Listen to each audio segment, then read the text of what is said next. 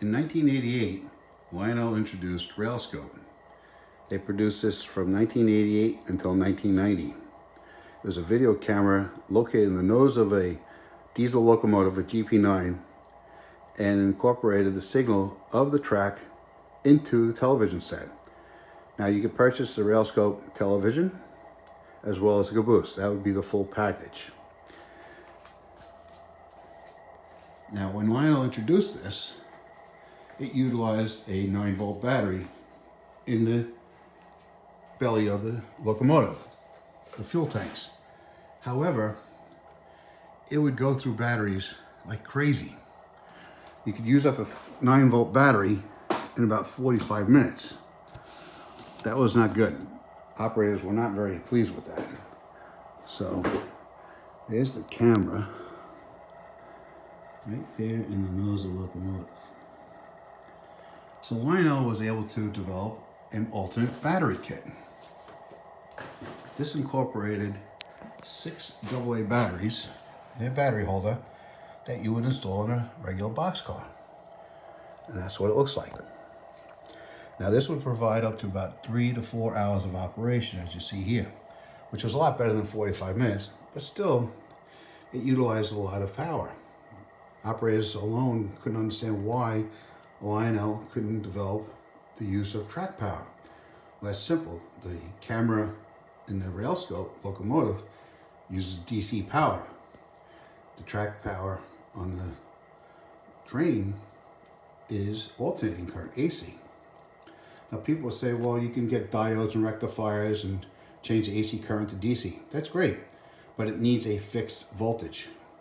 See, back in 1988, they didn't have Trainmaster command and control system locomotives, so it was variable voltage, and that would not operate the camera too well, so you had to utilize a 9-volt battery. But they came out with this battery kit, and it worked great.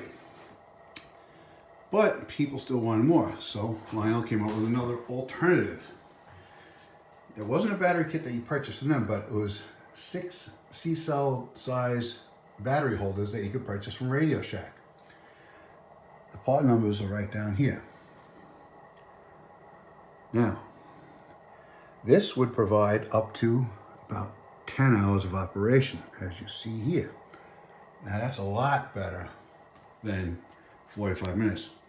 But by this time, people were not happy with the fact that it uses up all these batteries all the time. And Lionel should have developed something better. Well, they didn't.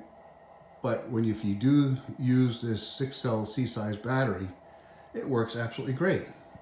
As you will see here in a second how this operates. The train will send a signal through the camera into this little receiver box right here that you see. It's called a stack of lumber. That's the receiver. Through a video cable that would go into the television set. Here it is in operation.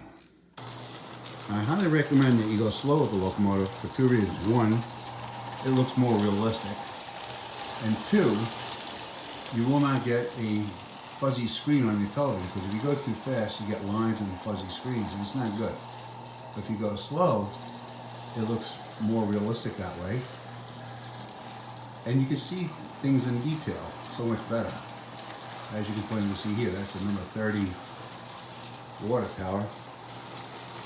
I have the 264 forklift alongside the stack of lumber, because I thought that would look a little more presentable than just a plastic stack of lumber shed. And I have the 6264 lumber car that goes with the forklift. But if you go slow, you shall see how well this really looks. There's a TV and a TV there.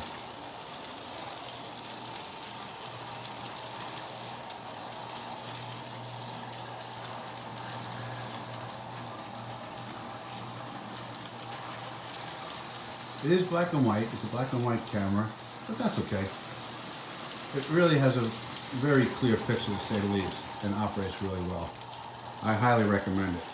If you have any questions, concerns, please feel free to message me, and enjoy your day. Bye-bye.